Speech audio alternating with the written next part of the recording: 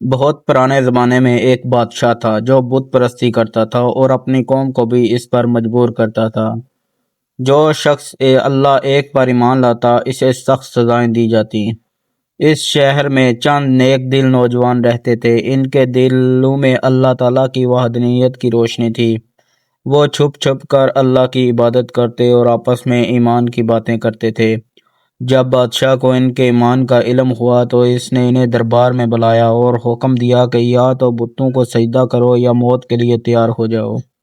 ان بہادر نوجوانوں نے صاف الفاظ میں کہا، ہمارا رب آسمانوں اور زمین کا رب ہے، ہم اس کے سوا کسی کو نہیں پکاریں گے۔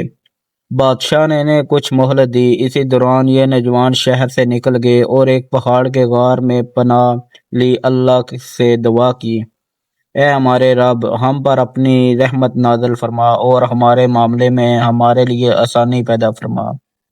اللہ تعالیٰ نے ان کی دعا قبول فرمائی اور انہیں گہری نیند سلا دیا۔ وہ غار میں 300 سال تک سوئے رہے تقریباً۔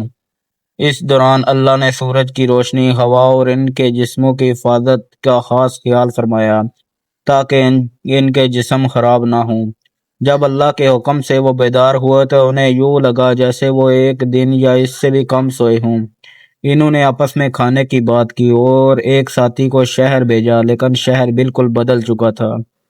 لوگ محد ہو چکے تھے اور بادشاہ بھی نیک خاتم تھا۔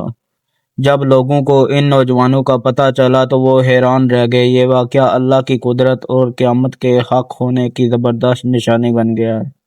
کچھ عرصہ بعد اللہ نے اصحاب کہف کو حقیقی موت دے دی اور انہیں عزت کے ساتھ یاد رکھا گیا۔ ان کا ذکر سورۃ کہف میں موجود ہے۔